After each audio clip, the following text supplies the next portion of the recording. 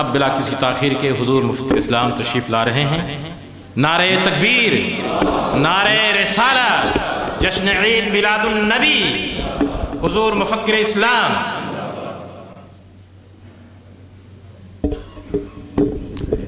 تشریف رکھیں۔ السلام علیکم ورحمۃ اللہ وبرکاتہ۔ الحمد للہ الذی فضل سیدنا و مولانا محمدا صلی اللہ تعالی علیہ وسلم علی العالمین جميعا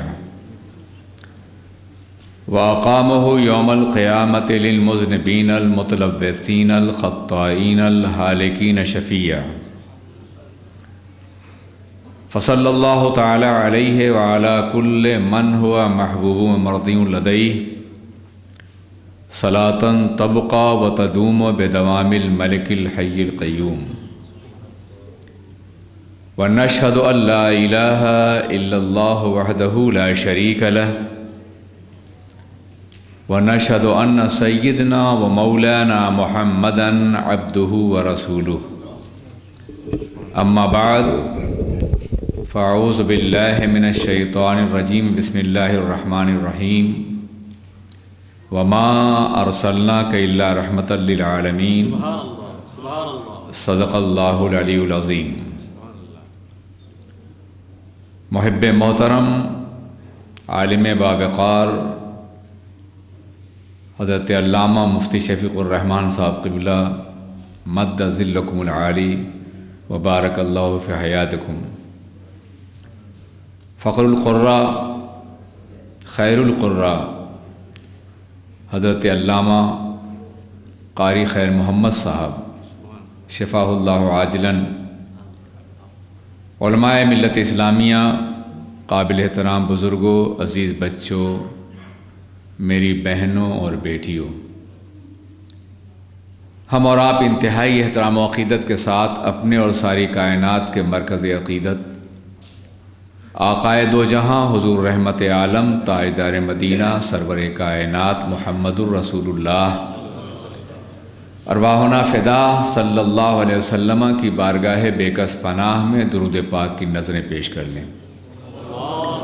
اللہم صلی علی سیدنا مولانا محمد معدن الجود والکرم وآلہ الکرام اجمعین۔ حضرات گرامی، میرے لیے بڑی سعادت اور خوشی کی بات ہے کہ میں آج میلاد مصطفیٰ صلی اللہ علیہ وسلم کی اس مقدس محفل میں حاضر ہوں، اور ایک بار پھر آپ سے مخاطب ہونے کا شرف حاصل کر رہا ہوں۔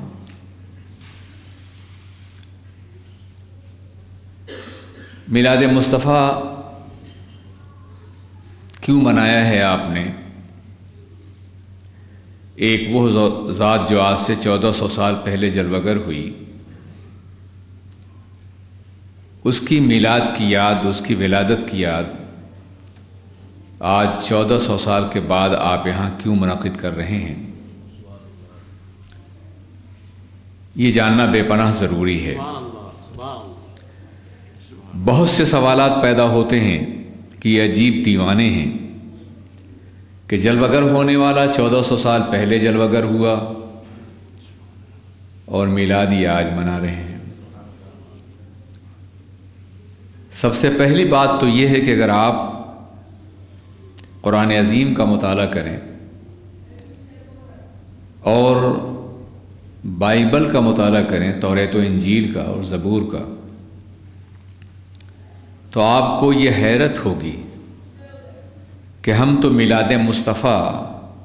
ان کے آنے کے بعد منا رہے ہیں، اور ان آسمانی صحیفوں نے ان کے جلوہ گر ہونے سے پہلے میلاد مصطفیٰ منایا ہے۔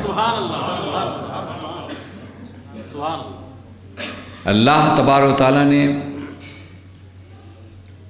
عرش عظیم کے اطراف میں 2 بڑے جلسے منعقد کیے تھے۔ ایک جلسہ وہ تھا کہ جب اس نے تمام کائنات کی ارواح کو جمع فرمایا تھا اور یہ پوچھا تھا الست بربکم، کیا میں تمہارا پروردگار نہیں ہوں؟ اور ہماری روحوں نے بے ساختہ کہا تھا بلا ہاں تو ہمارا پروردگار ہے، ہم نے رب کی ربوبیت کا اقرار وہاں کیا تھا۔ وہی اقرار ہے جو ہمیں اپنے رب کی تلاش پر مجبور کرتا ہے۔ ہماری فطرت میں اپنے رب کا شعور موجود ہے، ہم نے اقرار کیا ہے، ہماری روح نے اقرار کیا ہے۔ دنیا میں آنے کے بعد انسان بے قرار ہوتا ہے کہ اپنے معبود کو تلاش کرے، اپنے معبود کا عرفان حاصل کرے۔ اگر نبی کی ہدایت میسر آ گئی، نبی کا دامن میسر آ گیا تو ہدایت یافتہ ہو جاتا ہے، اور نہیں تو یہی اس کی فطرت اپنے معبود کو تلاش کرنے کی کہیں مظاہر فطرت کے سامنے جھکا دیتی ہے۔ جو لوگ ستاروں کی پرستش کرتے ہیں، چاند اور سورج کو پوجتے ہیں، دریاؤں اور پہاڑوں کو پوجتے ہیں، دراصل ان کی فطرت بھٹک گئی ہے، راستے سے بھٹکے ہوئے لوگ ہیں، تلاش کرنے لیے گئے تھے اپنے خدا کو، لیکن نبی کی ہدایت نہیں ملی، سرکار کا واسطہ نہیں ملا، وسیلہ میسر نہیں آیا، دامان رسالت میسر نہیں آیا، تو غلط جگہوں میں پیشانیاں رکھ دی انہوں نے۔ عزیزان ملت اسلامیہ، اور دوسرا جلسہ اس وقت کیا تھا اللہ تبارک و تعالیٰ نے جب صرف انبیاء کرام کی ارواح کو جمع کیا تھا۔ ابھی سرکار جلوہ گر نہیں ہوئے ہیں، سرکار کے جلوہ گر ہونے سے ہزاروں لاکھوں سال پہلے ارواح انبیاء کو جمع کر کے انبیاء کی روحوں کو ان سے یہ کہا تھا، میثاق لیا تھا، عہد لیا تھا، اسر فرمایا تھا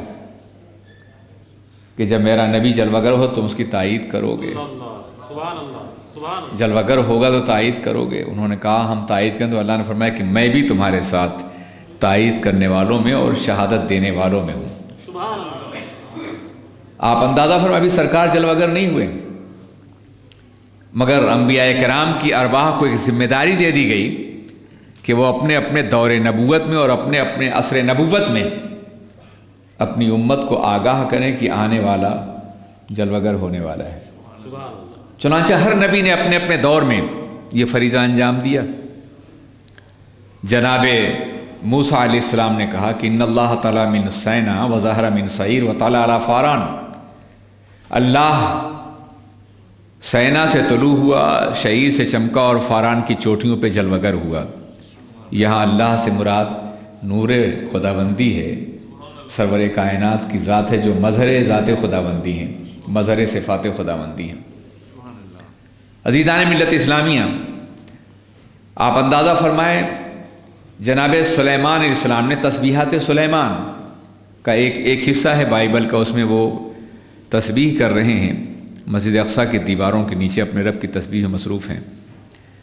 اور دوران تسبیح اچانک ان پہ ایک کیفیت طاری ہوتی ہے، جیسے کسی کا عرفان، جیسے کسی کا مشاہدہ، جیسے محبوب کے قدموں پہنچ گئے ہوں،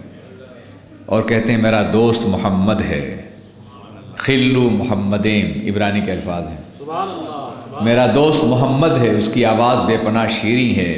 اس کا چہرہ انتہائی حسین اور تابناک ہے۔ عزیزان ملت اسلامیہ، وہ ارشاد فرماتے ہیں وہ قدوسیوں کی جماعت کے ساتھ جلوہ گر ہو رہا ہے،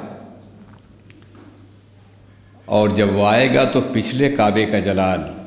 پہلے کعبے سے بڑھ جائے گا، وہ اس زمین کو اللہ کی حمد سے بھر دے گا، اللہ کی تعریف سے بھر دے گا۔ ابھی سرکار جلوہ گر نہیں، ان کے آنے ہی کا تذکرہ ہو رہا ہے۔ عزیزان ملت اسلامیہ، پھر جناب عیسیٰ علیہ السلام کو دیکھیے، اگر وقت ہوتا تو بے شمار حوالے دیے جا سکتے تھے۔ قرآن عظیم نے بھی اسی گواہی دی ہے کہ جناب عیسیٰ نے بشارت دی تھی، وَإِذْ قَالَ عِيسَىٰ ابْنُ مَرْيَمَ يَا بَنِي إِسْرَائِيلَ إِنِّي رَسُولُ اللَّهِ إِلَيْكُمْ مُصَدِّقًا لِمَا بَيْنَ يَدَيَّ مِنَ التَّوْرَاةِ وَبَشِّرًا بِرَسُولٍ يَأْتِي مِن بَعْدِي اسْمُهُ أَحْمَدُ۔ جب عیسیٰ ابن مریم نے کہا تھا کہ اے لوگو، میں تمہاری جانب اللہ کا رسول بنا کے بھیجا گیا ہوں، میرے ذمے دو منصب اور ذمہ داریاں ہیں نبوت کی، توریت کی تصدیق کرنا اور آنے والے پیغمبر کی جن کا نام احمد ہوگا ان کی گواہی دینا۔ چنانچہ جب رفع آسمانی کا مقام آیا اور جب انہیں یقین ہو گیا کہ اب ہمیں آسمان کو اٹھا لیا جائے گا، تو انہوں نے اپنے حواریوں کو جمع کیا، اپنے صحابہ کو جمع کیا اور کہا کہ میں تم سے رخصت ہونے والا ہوں، مجھے اٹھایا جانے والا ہے۔ ان کی آنکھوں میں آنسو آ گئے اور تڑپ اٹھے کہ حضور آپ ہمیں کس کے سہارے چھوڑے جا رہے ہیں؟ ہم نے پوری دنیا آپ کے لیے چھوڑ دی، بادشاہوں کا جبر برداشت کیا، ظلم کی چکیوں میں پیسے گئے، اور آپ ہمیں تنہا چھوڑے جا رہے ہیں۔ آپ مسیحا تھے، ہم بیمار ہوتے تو آپ کے پاس آتے تھے، نابینا ہوتے تو بینائی ملتی تھی، مرض مبتلا ہوتے تو شفا پاتے تھے، موت زندگی میں تبدیل ہو جاتی تھی۔ اب ہم اپنا درد دل اور سوز دونوں لے کے کس کی بارگاہ میں جائیں گے؟ تو کہا سنو،